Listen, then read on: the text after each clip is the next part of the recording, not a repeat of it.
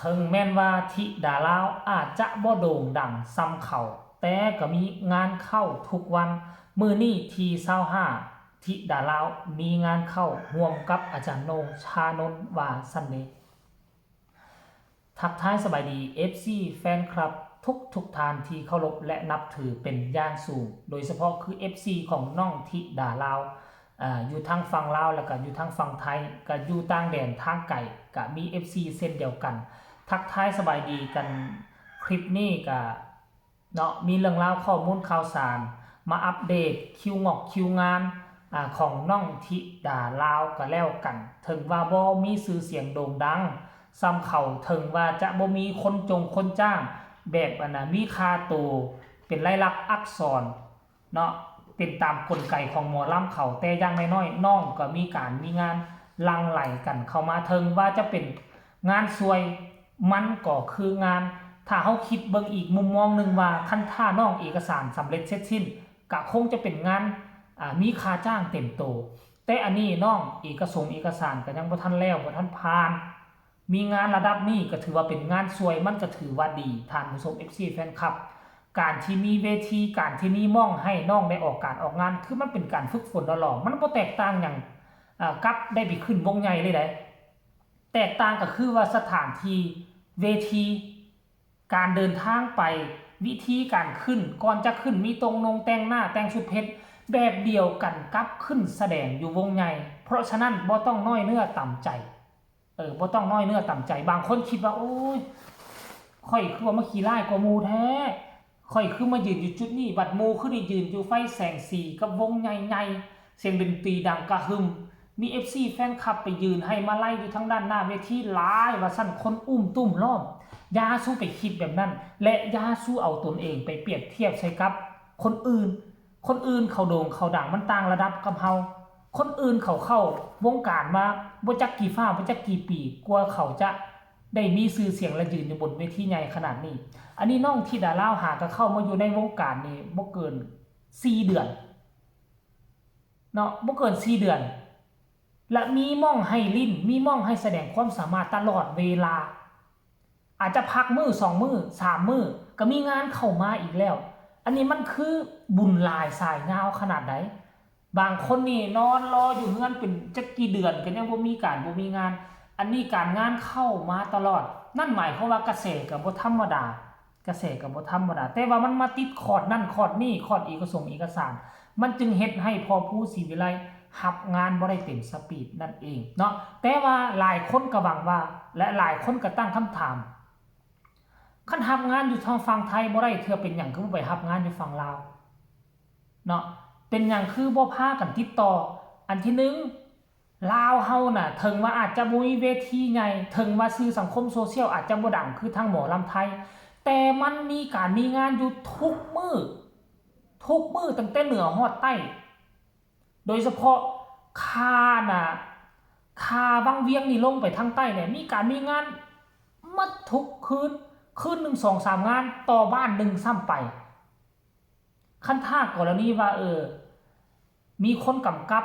ไปติดต่อวงนั่นวงนี่เอาผลงานให้เขาเบิงเอาเบอร์โทรแลกกันไว้เขาอาจจะเอิ้นไปใช้บริการก็เป็นไปได้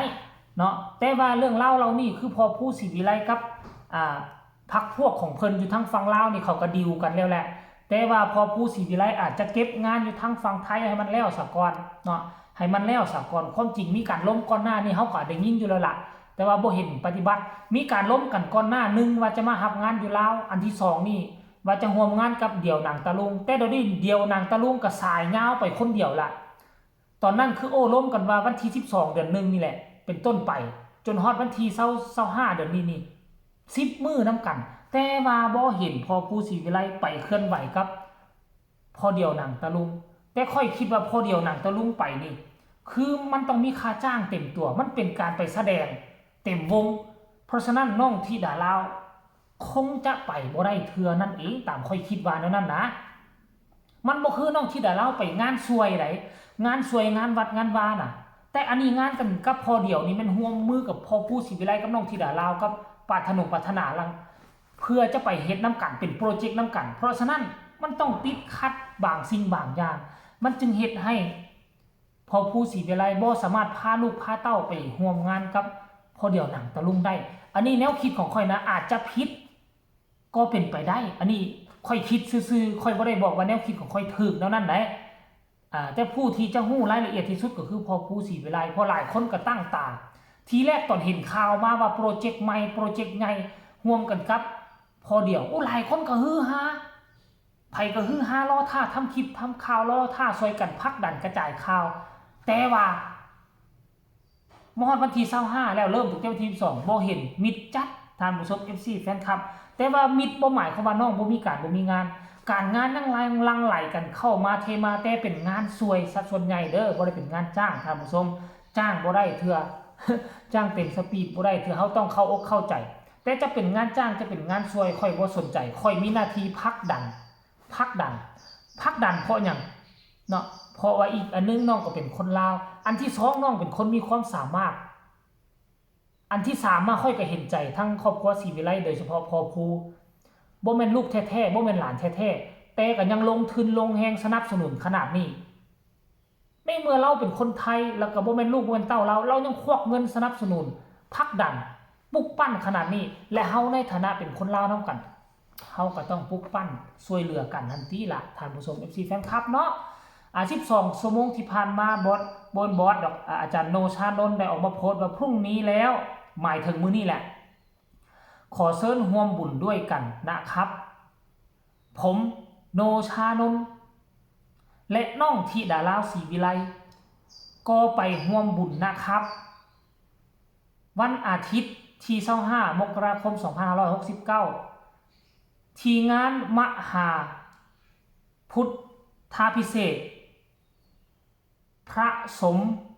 อีหยังเนาะนี่ค่อยอ่านบ่เป็นพระสมเจ้าองค์มุนีคุณวัดป่าคำจันเพ็ญอำเภอทาคันโทจังหวัดกาฬสินธุ์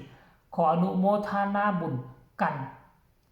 กับพุทธศาสนิกชนที่จะมาร่วมงานนี้ด้วยครับสาธุพร้อมลงรูปน้องธิดาลาวพร้อมกับสถานที่ของวัดงามเบิ่งแม่ท่านผู้ชม FC แฟนคลับงานนี้อาจารย์โนลงมือโปรโมทเองมันจะบ่โด่งบ่ดังก็ให้มันฮู้ไปน้องธิดาลาวเนาะท่านผู้ชม FC แฟนคลับเอาก็ฝากฟังคลิปนี้เอาไว้ในอ้อมอกอ้อมใจอีกคลิปนึงก็แล้วกันฝากกดไลค์กดแชร์กดติดตามที่สำคัญอย่ากดข้ามโฆษณามาเบิ่งว่าจักโมงจักยามเขาจะเดินทางไปแต่ว่าฮู้แน่ๆเห็นโพสต์มามื้อเช้านี้ว่ากำลังถวายเพลบ่ให้กับหลวงปู่หลวงพี่อยู่ทางใดยังบ่ทันกลับเข้าบ้านซ้ำบ่เนาะท่านผู้ชม FC แฟนคลับฝากฝังไว้ซ้ำนี้ก็แล้วกันสบายดี